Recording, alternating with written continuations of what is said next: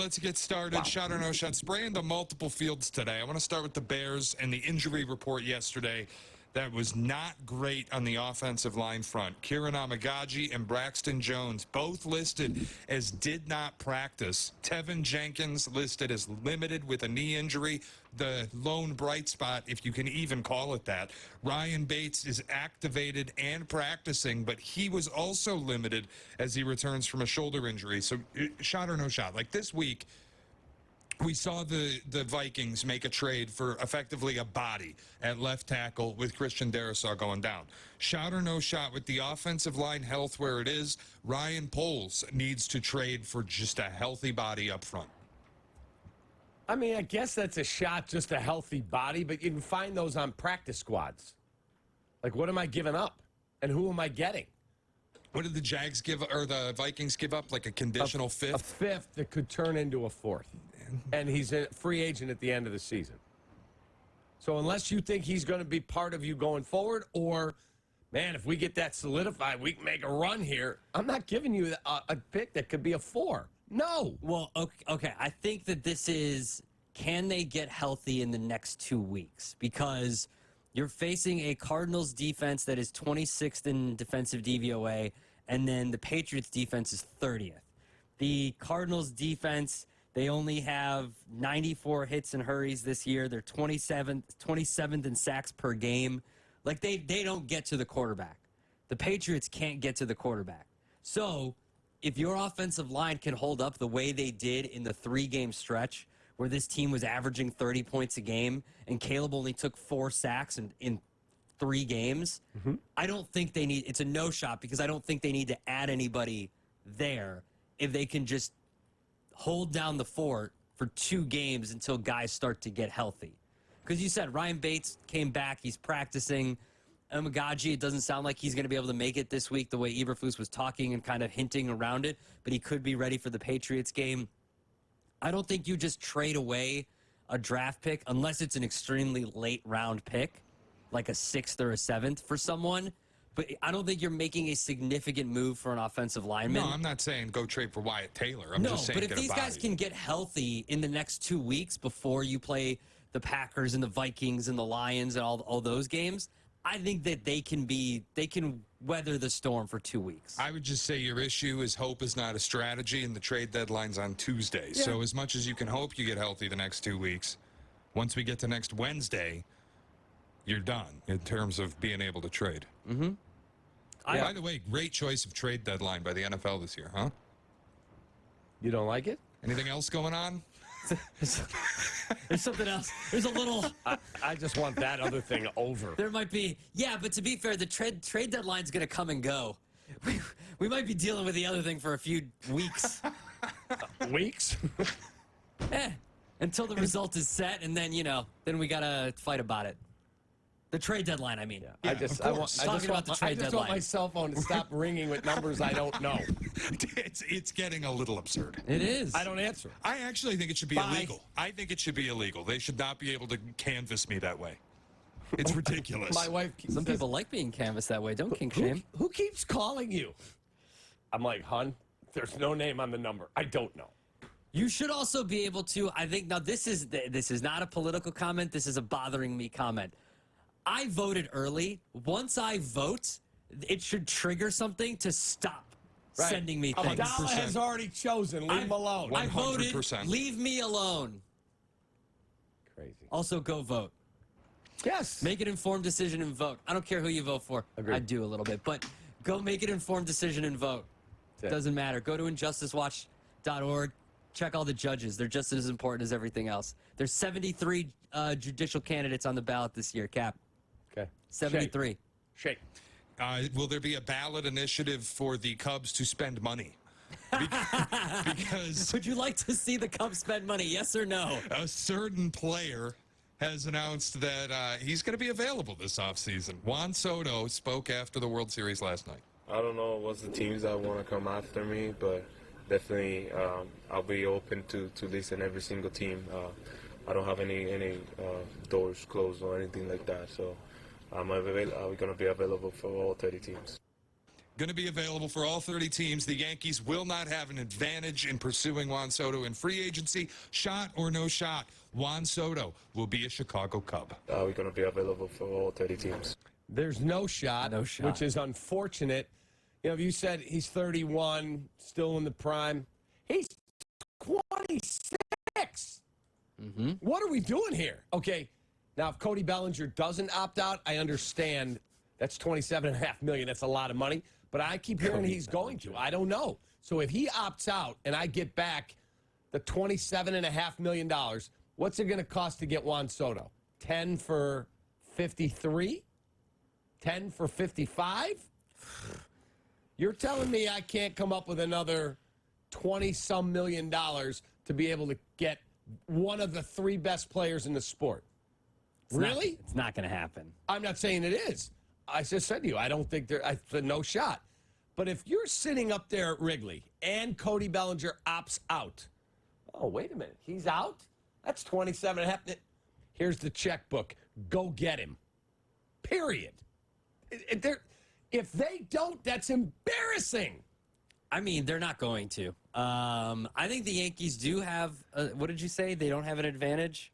I mean, they have money. They're willing to. We've seen that they're willing to spend. So I guess that gives them an advantage. Have we lately? Yeah, they spend. They're a little on the cheap side lately. I think they'll spend. Yankees. I think they'll spend. They're not. I'm not saying they're cheap, but it ain't George Steinbrenner years over there. No, I just read a Hank, or is it Hal? Hank's the brother. Hal's the guy, the managing partner. Hal said, our payroll is unsustainable. Well, period. Sucks to be a Yankees fan then. Yeah, he'll probably be a Met or a Dodger, which is, I mean, I think the Mets would be better. The Dodgers wouldn't be not cool. Yeah, I would hate if he goes to the Dodgers. Yeah. And they're just going to defer everybody's money for a decade and a half so Listen, they can win man, 6 World Series. If you can do it, I don't know why everybody else isn't doing it. Why can't the Cubs do that? Defer all the money. You found a loophole. Exploit it. Exploit the crap out of it. Every team should be doing that. It's someone else's problem, not mine. We'll figure it out later. I think most teams' issue is they have ownership groups that literally can't afford to escrow the money. It's insane. The TV stuff is real. Just do any research about what's going on with the RSNs. I was told there is a huge name team. Their annual TV money went from $85 million to $30. That's $55 million. Boo. You could frickin' who? I don't care. Don't care. The last thing you're going to get me to do is feel bad for an owner. Okay, but that's... Get out of here. You can say that all you want. When you cut 50-some million of your revenue out, you can't replace it. These guys are millionaires. I don't give a crap. If it's a team like the Mets that's going to say, well, we can't spend as much as we have recently because we've lost our TV money, okay, whatever. I can wave that away a little bit because they've spent so much. But if it's a team like, I don't know, the White Sox that's going to try to say that they're losing money on their TV deal and they can't spend, you weren't spending 10 years ago, so save it. Yeah, I don't care. I don't care. The TV money's dried up. Shut up. Figure it out. Well, that's an uninformed perspective. No, spend. You're an owner of a team. Spend. Doesn't matter. Spend. Guys, I don't feel bad for the Ricketts. I don't feel... I'm not talking about the Ricketts. They're the ones that are crying poor. Oh, catastrophic losses, whatever, biblical losses, whatever. I don't care. Spend. You've got money. Okay, and I'm not defending them because I just said to you that there's no scenario they shouldn't be on Juan Soto. They did spend $237 million. They didn't get value for their money, but they spent. They had more than enough payroll to win, and they didn't. So that falls at the feet of Jed. And they got more than enough money to pay Juan Soto. So They do. But don't act like they don't, Cap. There are many, many teams that are seeing all their TV money dry up. Period. Period. Go get a cable subscription. No. And I refuse to pay for CHSN. Oh, I'm glad you said that, Adam. The Bulls are over 500 for the first time in 2 years. That's insane. Which is a bit of a crazy stat on its own.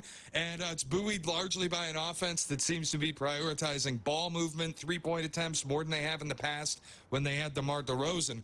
I'm not going to sit here and tell you they're good, but I will tell you they are much more fun to watch. Shot or no shot, this Bulls team will get people to find ways to watch CHSN.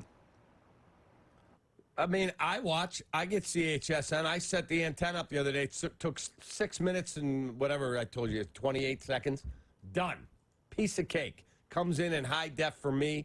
No problemo. I understand others. I think Sylvie said, that his TV's older, so it didn't get the picture. Isn't that what he said? Yeah. So he doesn't get the picture; he gets the audio.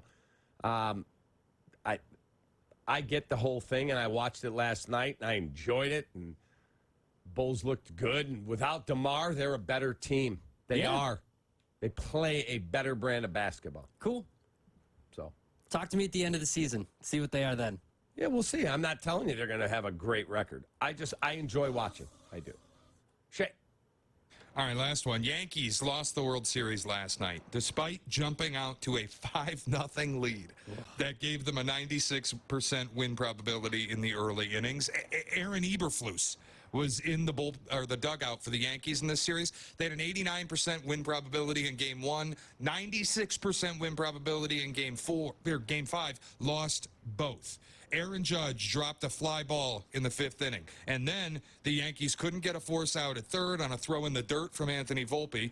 They failed to end the inning unscathed on a routine ground ball where Garrett Cole just didn't cover first base and Anthony Rizzo didn't hustle to first base. Mookie beats it out. Freddie Freeman gets a couple runs in. All of a sudden, you blink. Teoscar Hernandez doubles home the tying run. Shot or no shot? This is one of the great choke jobs in sports history. Oh, shot. Absolute shot. Yeah, if it was a Game 7, it would go down as one of the single best or worst choke jobs. I watched that inning, and I'm like, you've got to be kidding me. I was surprised that The Judge Cole was drop of still the out fly there. ball was crazy. I was surprised that Cole was still out there at 100 pitches. He gutted through it. No, absolutely. Absolutely. But I was surprised he was out there that late. But you can't, like that, to have that many errors in an inning. 3 errors, 5 unearned runs. 5 unearned runs is insane. To have that much talent on your team and to have that happen, and like they just looked, once the lead went away, they just looked demoralized. Like they just were basically giving up. It looked like they were. And then they gave the lead away because Canely loads the bases with nobody out, and you get a sac fly and a catcher's interference that leads to another sac fly. They choked every way possible in that game, and there's no other word to use for it. They choked. Yeah, They absolutely. absolutely gagged. Yeah, that was a horrible loss. And in a game where I know he had one of the errors, but where Judge finally shows up offensively too. Judge and Jazz Chisholm both. Yeah. When it was 5-0, I thought to myself, should I live bet the Dodgers? And I never even opened the app. And I'm like, they're not coming back tonight. Yeah. Bam. I bet you it had to be what? 15-1, 20-1 on your money? I'm sure. Yeah. Maybe 30-1? 96% win probability. It would have been something crazy. Yeah. Oh, well. Shake. All right, we'll have around. I've almost said inside the NFL. That's a different show. It is. Around the NFL.